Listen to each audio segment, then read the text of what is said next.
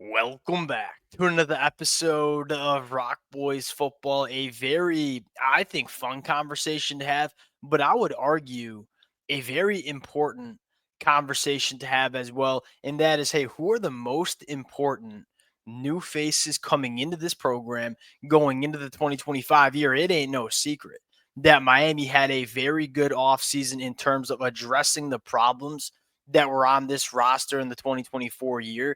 They have one of the best transfer portal classes coming in. We learned that in spring practice. We have a couple of true freshmen that will contribute to this football team right away. The question surrounding Miami is not, are they going to be a good football team in 2025? Like we know they're going to be a good football team. The question is, how good are they going to be? Are they going to be a team that's contending for a college football playoff spot? Are they going to be a team that's competing at the highest level of the sport? I think that question gets answered with some of these new faces coming into the program. Now, who are the 5 to 6 names that need to impact this team at a high level in 2025 for Miami to compete at the highest level of the sport? That's the question I want to get into.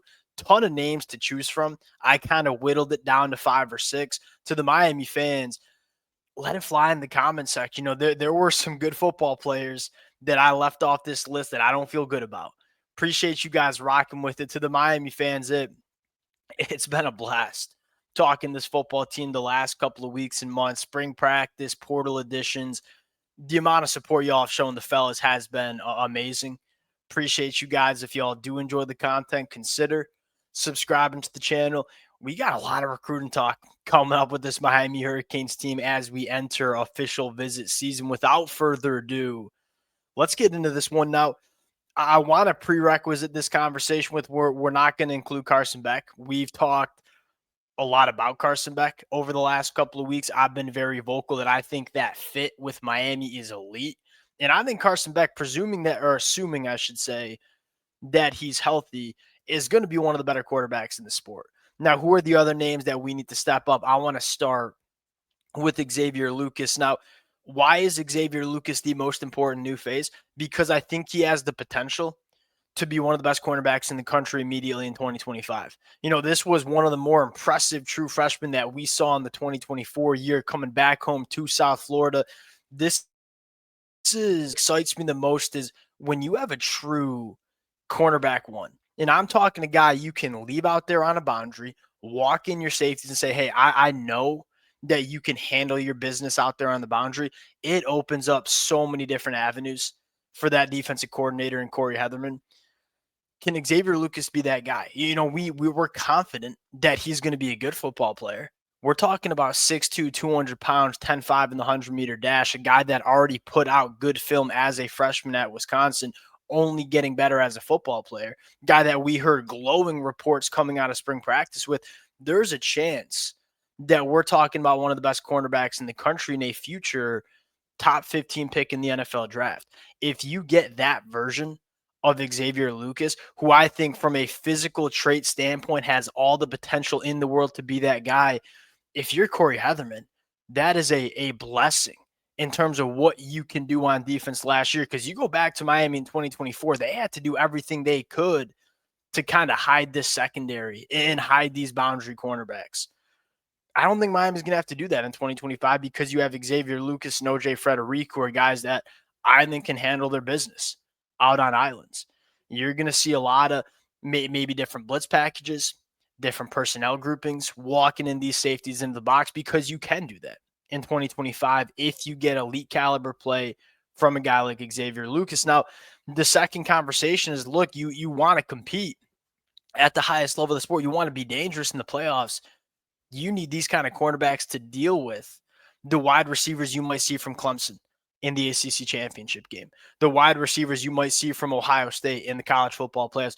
You need these kind of guys to win at the highest level. Xavier Lucas can be that guy. Number two, I'm going to go to the freshman Hayden Low. And the question here is, can he be as impactful as Ruben Bain was as a true freshman in the 2023 season? Now, I would not be saying this unless we didn't hear a ton of good stuff from this kid coming out of spring practice. Now, all of a sudden, that could be a reality. I would never talk about a freshman going into year one and say, go out there and be Ruben Bain, unless I had some reason to believe that he could be that guy. Now, you look at Hayden Low, 6'5", 255, 34-inch arms, 10-inch hands, box checker from what you're looking for in an edge rusher. Now, why is Hayden Low the number 2 most important football player to me? This is the big question with Miami going from good to great. How good can that defensive line be? Is it just going to be solid, like kind of it was at times in 2024? Can it be one of the best in the country, which it can? When you talk about Hayden Low potentially being Ruben Bain 2.0 as a freshman, when you talk about Ruben Bain getting back to the form we saw from him in 2023, Akeem Mesidor has just been a stud for Miami whenever he's been healthy. Can Justin Scott be that guy? Can Artavius Jones be that guy? Armando Blunt? The upside in this defensive line room is astronomically high, and Hayden Low has a very good chance to really contribute to this defensive line immediately in the 2025 year. That's, to me, one of the storylines if Miami goes from good to great. How good is this defensive line? How dominant can they be? Number 3, and a guy that we haven't talked a ton about because he was hurt, or kind of not hurt, but working through an injury in spring practice, that's CJ Daniels. The big conversation around Miami. Like, what are the national media analysts talking about Miami? What's holding them back from being a top 10 team in the country right now? Well, shoot, I don't know what's their wide receiver room going to look like. Do they have that true wide receiver one?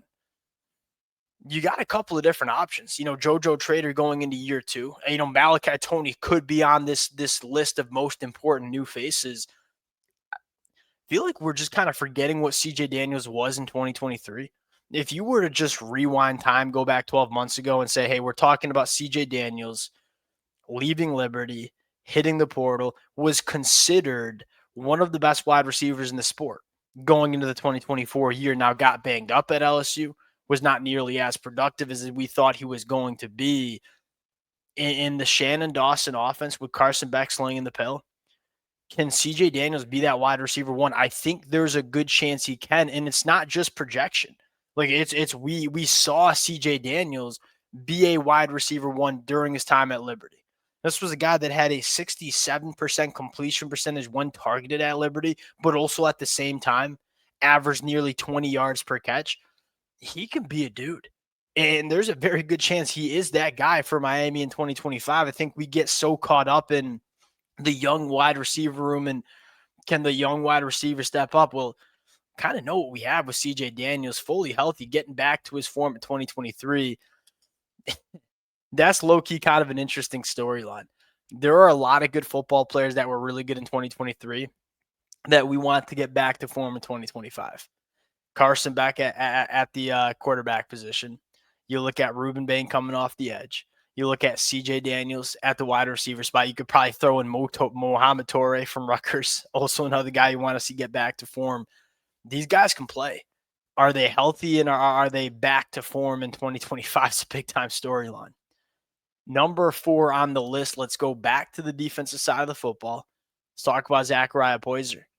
Miami needed to address the safety position, and man, they did do that with Zachariah Poiser. I feel like we get so caught up in missing out on A.J. Hollisey, we forget that Zachariah Poiser is going to be a very good football player for Miami. And I think it starts with how good this kid is in coverage. I mean, he was targeted at that safety position last year, played over 800 snaps for Jacksonville State last year, was targeted over 50 times at the safety spot, a 47% completion percentage when targeted.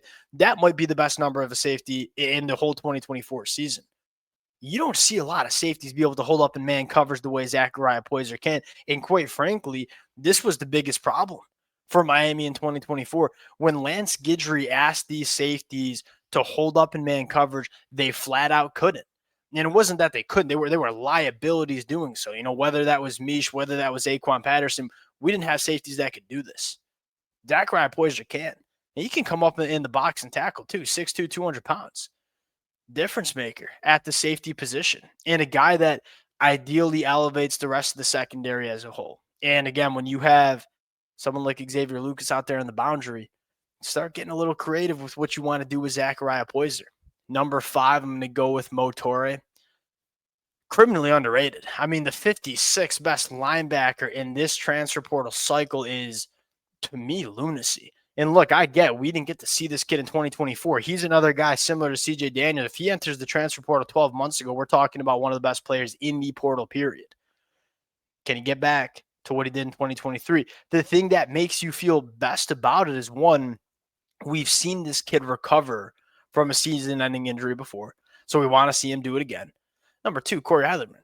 Like, Corey Heatherman knows this kid. And why Muhammad Toure is in my top 5 here as an off-ball linebacker, not like a premium position, is he can be more than an off-ball linebacker for Miami. He's elite getting after the passer. Like, whether that's blitzing the A or B gap, whether that's coming off the edge, this kid is more than just an off-ball linebacker in terms of the impact that he can have on this football team. Presuming that he gets back to that 2023 film, he's a guy that can look like Francisco Maui-Noah did for Miami in 2023. Very similar kind of off-ball linebackers, as well as just injecting a little bit of experience into that room, which I think Miami needed. Number 6, and a guy that I wanted to throw in there because I think he's just flying under the radar, is Jamar Brown. Now, I think there's a lot of Miami fans looking at me and like, this idiot is including a running back 3 as one of the most important new faces. Fair. He's running back 3. There ain't no question about that. He's going to get carries, and he's going to play a lot of football. Now, why is the running back 3 so important to Miami? Because I think you're going to see almost a reverse from what we saw in the 2024 year. Like 2024, Mario Cristobal, Shannon Dawson, they threw the football a lot more than they probably expected. Probably a lot more than they were comfortable doing as well. Now, they did that because they had the best quarterback in the country in Cam Ward. This year, and it's not that Carson Beck ain't good. It's just like, you look at the strength of this Miami Hurricanes team. It's the offensive line, and it's the running backs. I think you're going to see Miami run the football 50 times a game. And that's probably like 20 to Mark Fletcher, 20 to Jordan Lyle. 50 might be a little bit of a lot, but 20 to Jordan Lyle, 10 to Jamar Brown. And there's probably going to be times where Jamar Brown has to run the football in big-time moments. And I look at Miami and their avenue to being a national championship caliber team. It feels very similar to what Michigan was in 2023. That's where you're going to win at the offensive line. We are going to run the football effectively against anybody in the country, which normally separates good from great teams. You see a lot of good teams run the football against bad teams, but when they get to the college football playoffs, they can't run the football no more. I think Miami can run the football against anybody in the country. And I think that's going to be a big part of the reason Miami reaches their potential in the 2025 year. If that's the case, your running back 3 is going to get some work.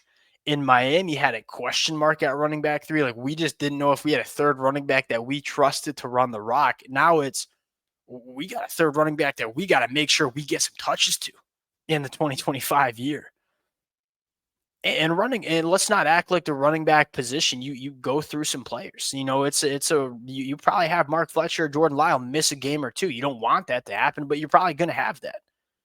Having a guy you trust, but not only trust, but that can be a difference maker, is big. I love Jamar Brown. I think he's going to be a really good back for the Canes. We'll close it out there. A lot of good football players we left off this list, right? Malachi Toney, certainly going to be very, very important. I would say a guy like Keontae Scott at nickel or Charles Brantley at corner, probably going to be very important. Jacoby Thomas at that other safety position, going to be important as well.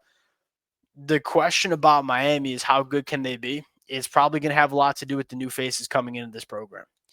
We'll close it out there. Really, really fun exercise for me. I took a lot of time, went back and forth with some of these names. Y'all let it fly in the comment section. Appreciate you guys. If y'all do enjoy the content, consider subscribing to the channel, and we'll talk to y'all later. Peace.